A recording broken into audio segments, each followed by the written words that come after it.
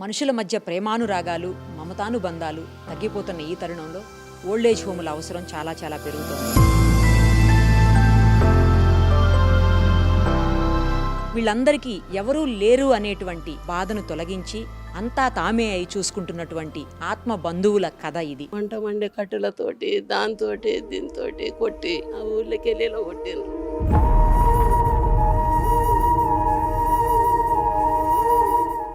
అల్లుడు మన అల్లుడు గాడు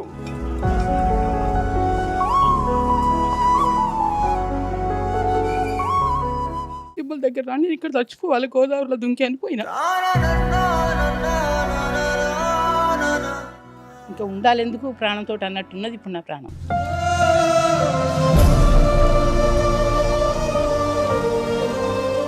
ఎవ్వరు రారు, ఎట్లా పెద్దగా ఏం చేస్తారు ఎట్లా అంతా దేవునికి కానీ ఇవాళ వాళ్ళందరూ వద్దనుకున్నటువంటి వాళ్ళు నాకు తల్లిదండ్రులుగా, వాళ్ళకి ఒక బిడ్డగా తల్లిగా కూడా నేను ఉన్నందుకు నేను గర్వపడుతున్నాను. అమ్మ నెల నెల మరవకుండా మందులు అన్నీ చూపిస్తూనే ఉంది. కొంచెం అలకగా ఉంది నాన్న నాకు. ఆమెనే మీ కూతురు ఇప్పుడు.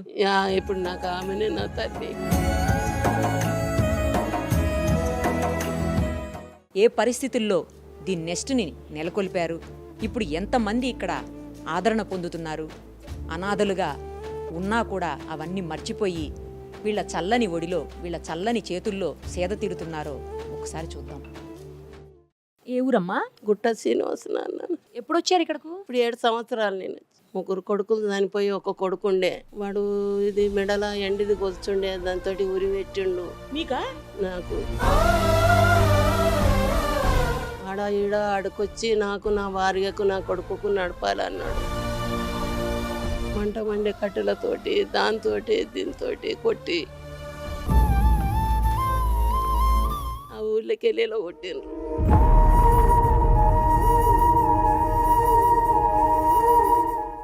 ఏడేళ్ళు 10 ఏళ్ళు తిరిగినమ్మా. తిరిగితే వాడు కూడా తాగబోతున్న జతబట్టి వాడు కూడా చచ్చిపోయిండు.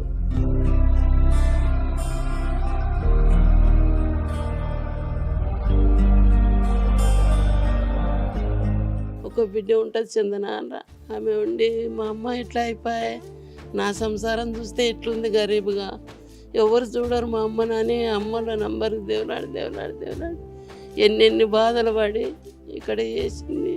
మళ్ళీ ఇక్కడ వేస్తే మంచిగా 5-6 సంవత్సరాలు మంచిగానే ఉన్నా. ఇప్పుడు 2 సంవత్సరాల సంది పానం బాగాలేదు, ఏదో దురదలాగా వచ్చి ఈ చర్మం అంత ఊసిపోయి దాంతో ఊసిపోతే అమ్మ సారోళ్ళు మమతా హాస్పిటల్ వేసి క్యానింగ్ తీసి అంతా చేసి, నాకు ఎవరు లేరమ్మా, నాకు ఇల్లు లేదు, జాగా లేదు, ఇంకా కొడుకులు లేరు, బిడ్డలు లేరు, భర్త లేదు, ఎవ్వరు లేరు, నాకంటూ సంటోళ్ళు ఎవరు లేరు నాన్న.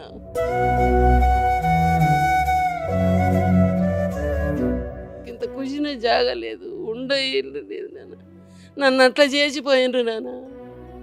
అంతమందిని కంటే ఏం లాభం ఉంది? నేను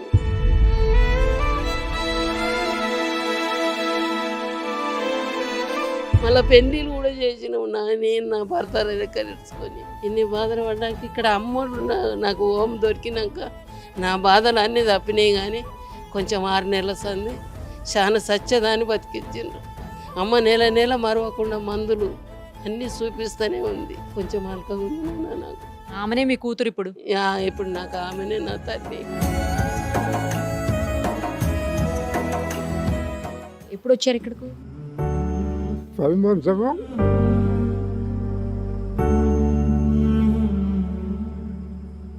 భార్య పిల్లలు ఉన్నారా? భార్య చనిపోయిందమ్మా 10 ఏళ్ళు.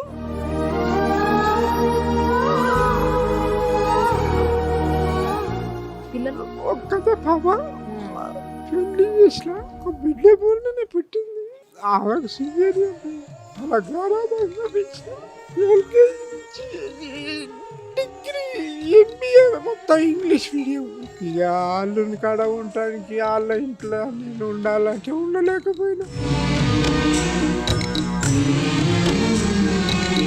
తీసుకొచ్చి ఎవరు తెచ్చారు? వాళ్ళు బిడ్డ తీసుకొచ్చి వాళ్ళే తీసుకొచ్చారా? తీసుకొచ్చారు.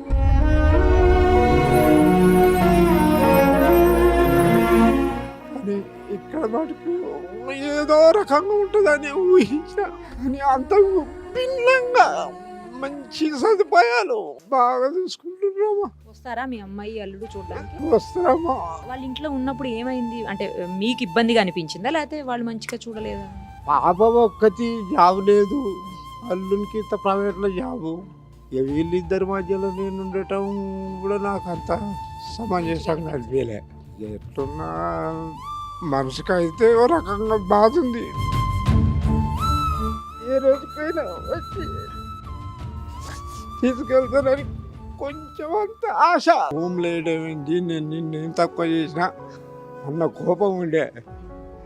కానీ తర్వాత రియలైజ్ అయినా అల్లుడు మన అల్లుడు కాడు.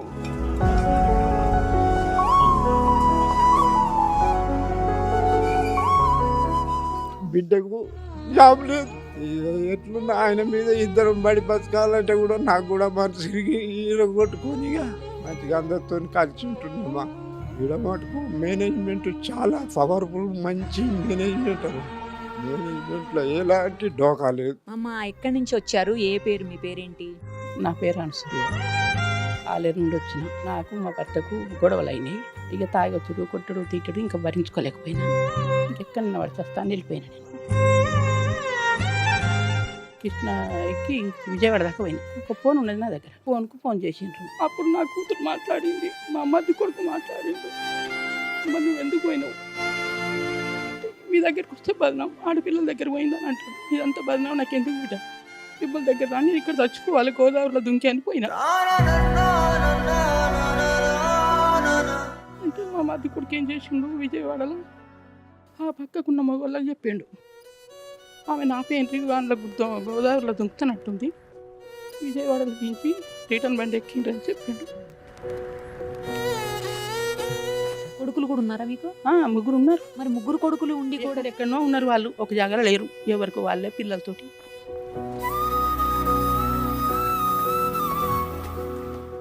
అంటే చూడరా అమ్మ మిమ్మల్ని? ఇక చూడరా అంటే ఇక చూస్తారు, వాళ్ళ వరకు వాళ్ళే పిల్లలతోటి. మా అంతలో మేము ఉన్నాం. మా ఇద్దరి వాడక నేను బాధ అనిపించి వెళ్ళి వచ్చిన. ఇక నా కూతుర్లు ఉండి అమ్మ నువ్వు వీడి ఉంచురా తీసుకొచ్చి నన్ను ఇంట్లోకి పెట్టిండ్రు. పిల్లలు వచ్చి రమ్మంటే పోతా, పర్వాలేదు. వాళ్ళతో నాకేం బాధ లేదు కదా, మంచిగానే ఉంది బిడ్డ, ఇక్కడ అంతా బాగానే ఉంది నాకు. వాళ్ళు రమ్మంటే పోతా అంటున్నారు కానీ రమ్మని అడగరా? వస్తాం ఏమో చెప్పలేము, మరి 3 నెలల నుంచి రాలేదు కదా. ఇంకా ఉండాలి ఎందుకు ప్రాణంతో అన్నట్టున్నది ఇప్పుడు నాకు.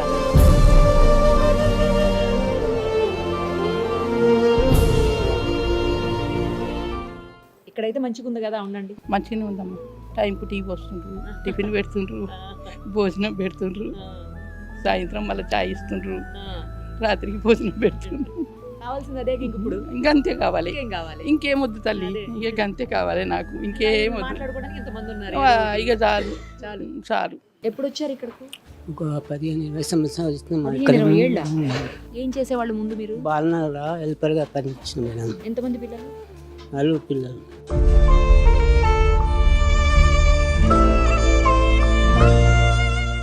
ఎందుకు వచ్చారు మరి ఇప్పటి వరకు? వాళ్ళు కొద్దిగా గొడవ భార్య భర్తలు, దాంట్లోనే వాళ్ళు యాక్సెప్ట్ చేస్తలేరు పిల్లలు. మగ పిల్లలు ఎంతమంది? ఒక్కడు. మరి ఆయనకి ఏం ప్రాబ్లం? ఆ పిల్లలు తెచ్చి ఇక్కడ చేసిండు.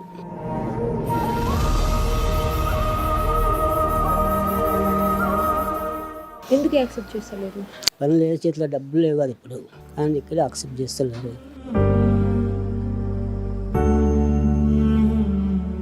అంటే మీకు ఓపిక ఉన్నప్పుడు సంపాదించి ఇచ్చారు కదా? ఇప్పుడు ఇచ్చినాం కదా, ఆ అభిమానం ఇప్పుడు లేదు కదా మేడం. ఆతులు ఉంటే ఇక వచ్చే పరిస్థితి ఉండే కదా మాకు. చూడడానికి వస్తారా పోనీ ఎప్పుడన్నా? లేదు మేడం, 6 months అయితే వస్తలే. ఇక మేమే పోవాలనుకుంటే మాత్రం లేదు. వెళ్ళి చూడాలనిపిస్తుందా మీకు? అనిపిస్తే కానీ వాళ్ళు యాక్సెప్ట్ చేయలేకపోతే మళ్ళీ ఏం చేస్తున్నారు? ఒకసారి ఫోన్లో మాట్లాడకపోయారా? ఫోన్ నెంబర్ కూడా ఇవ్వలేదు మేడం. ఫోన్ కూడా వాళ్ళు ఫోన్ తీసుకున్నారు. నెంబర్ కూడా ఇవ్వరు. ఫోన్ కూడా తీసుకుపోయారా? ఫోన్ కూడా తీసుకున్నాం.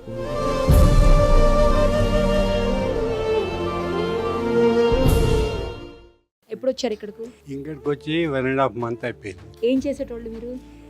నేను జాబ్ ఫార్మాసిటికల్లో జాబ్ చేస్తుంటే, ఓహో. కానీ నాకు పక్షాతం వచ్చింది రైట్ సైడ్ మొత్తం. ఇది పనిచేయ చెయ్యి, ఓకే ఓకే. ఈ చెయ్యి కాలు, ఇది ఈ హాఫ్ బాడీ పనిచేస్తుంది. ఇక్కడ ఇక్కడికి ఎందుకు రావాల్సి వచ్చింది? ఇంకా రావాల్సి వచ్చిందంటే నాకు ఎవరు లేరు. మా మదర్ చనిపోయింది, మా ఫాదర్ చనిపోయింది. ఇక మా పిల్లలు ఉన్నారు, మా భార్య ఉన్నది, కానీ పనికిరారు. 20 ఏళ్ళ సంది వాళ్ళకి నాకు లింక్స్ లేవు. ఎంతమంది పిల్లలు ఉన్నారండి? 3 అబ్బాయిలు అమ్మాయిలు? ఒక అబ్బాయి, 2 అమ్మాయిలు. మరి 3 కూడా రారా? ఎవ్వరు రారు. ఎట్లా పెద్దగా ఏం చేస్తారు, ఎట్లా అయ్యారు అంతా దేవునికే తెలుసు. వాళ్ళని చూడాలని ఉంటుంది. అనుకోకుండా ఈ హాస్టల్కి వచ్చిన భోజనం ఫస్ట్ క్లాస్ ఉంది. ఆరోగ్యం ఇప్పుడు నాది కొద్దిగా కుదురుతుంది, లేకుంటే ఇట్లా అయిపోయింది. ఫుడ్ సరిగా లేదు కదా. మనిషికి కావాల్సింది బతుకుతానికి ఫుడ్ అనేది ఈడ దొరుకుతుంది. నాకు నా జీవితంలో ఎప్పుడు తెలియదు. నాకు బీపీ ఉంది, ట్యాబ్లెట్స్ లేవు సార్ అంటే సెకండ్ తెప్పించిండు. ఎవరికి తెప్పిస్తారు?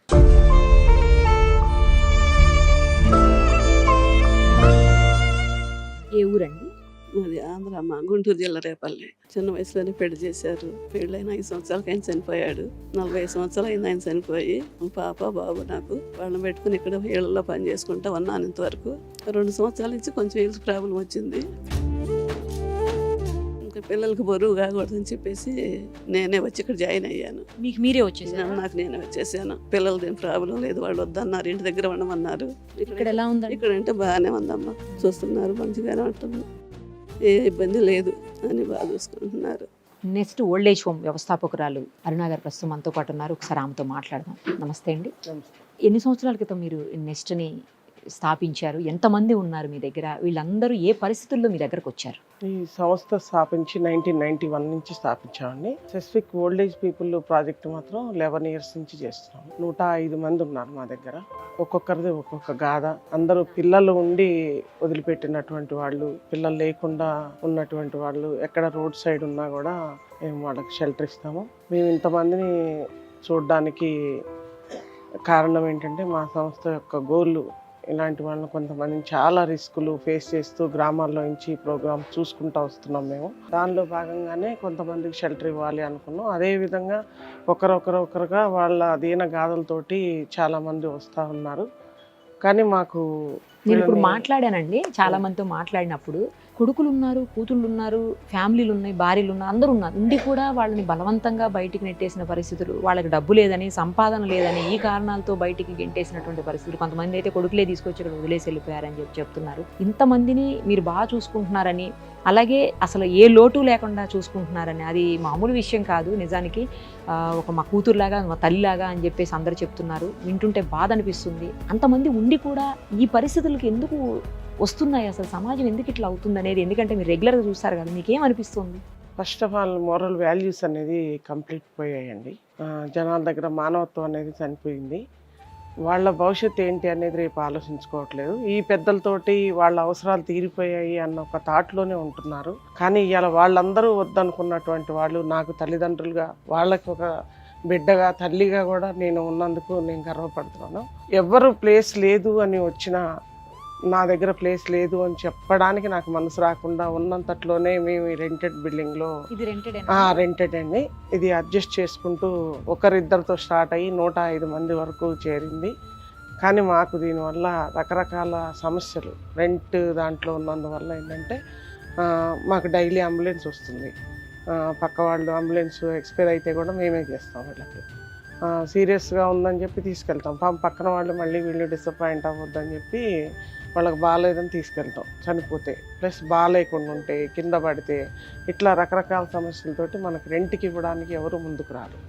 దానిలో భాగంగా మేము ఇప్పుడు కొంతమంది తాతలతోటి వీళ్ళకి రోజు అన్నదానం కానివ్వండి, అది కానివ్వండి, పర్ డే వీళ్ళకి మీల్స్ పెడితే ఇంత అని చెప్పి మన దగ్గర ఉంటుంది. ఇలా బర్త్డే అకేషన్స్ కానీ అవన్నీ మన దగ్గర సెలబ్రేట్ చేస్తా. దాంతో భోజనం వెళ్ళేస్తా ఉన్నాం. కానీ ఈ రెంట్ కానివ్వండి, ఇది కానివ్వండి, మాకు కొంచెం మెడిసిన్స్, ట్రీట్మెంట్ అంతా కొంచెం ఇబ్బందిగానే ఉంటుంది. నేను వీళ్ళకి సొంతంగా ఒక ప్లేస్ చేయాలి అనేది నేను ఒక గోల్ పెట్టుకున్నాను.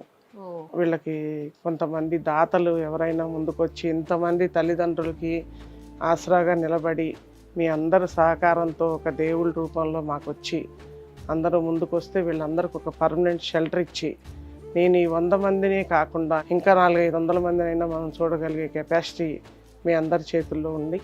నాకు ఆ అవకాశం కల్పిస్తే నేను తప్పకుండా వీళ్ళని ఎటువంటి ఇబ్బందులు లేకుండా చూసుకుంటాను. మీరందరూ కూడా భాగస్వాములు కానీ అని చెప్పి మనస్ఫూర్తిగా కోరుకుంటున్నాను మిమ్మల్ని. అంటే ఎక్కడ చేయాలి అనేది, ఎట్లా చేయాలి అది? ఎట్లా చేయాలంటే వెనక ఒక ల్యాండ్ ఉందండి మాది. ఓహో, ఆ మీ ల్యాండ్ సొంతది లో ఉందా అంటే? ఉందండి. ముందు ఎప్పుడో కొనుక్కున్నారా? ముందు ఎప్పుడో కొనుక్కున్నది అది. నేను బట్ మా పిల్లల్ని కూడా నా తర్వాత నెక్స్ట్ ఏంటి అనేది వాళ్ళు నేను ఒప్పుకుంటారా అండి? ఇప్పుడు మీరు ఒప్పుకుంటారు? పిల్లలు ఒప్పుకున్నారండి. పోన్లేండి. పిల్లలతోటే నేను దాంట్లో కన్స్ట్రక్షన్ స్టార్ట్ చేశాను. నేను మీరందరూ ముందుకు వస్తే దాన్ని కంప్లీట్ చేయాలి అని నా యొక్క జయం. అది మీ అందరు సపోర్ట్ కోరుకుంటున్నాను నేను. తప్పకుండానండి, ఎందుకంటే ఒక గొప్ప సంకల్పం మీది, ఒక గొప్ప కార్యం. మీ స్వలాభం కోసం కాదు మీరు చేస్తున్నది, ఇంతమంది అనాథల కోసం, అందరూ వదిలేసిన వాళ్ళ కోసం మీరు చేయాలనుకుంటున్నారు ఆ కన్స్ట్రక్షన్. తప్పకుండా సుమన్ టీవీ తరపు నుంచి కూడా మీకు హెల్ప్ చేస్తాము ఆ విషయంలో. నేను సార్తో మాట్లాడతాను. అలాగే ఎవరు హెల్ప్ చేయాలనుకున్నా కూడా డెఫినెట్గా మిమ్మల్ని కాంటాక్ట్ చేసి హెల్ప్ చేస్తారండి. రండి ఒకసారి కన్స్ట్రక్షన్ దగ్గరికి కూడా వెళ్ళి చూసొద్దాం. మనం కూడా ఎక్కడి వరకు వచ్చింది కన్స్ట్రక్షన్, మనం ఏం సాయం చేయగలుగుతాం కూడా ఒకసారి చూద్దాం.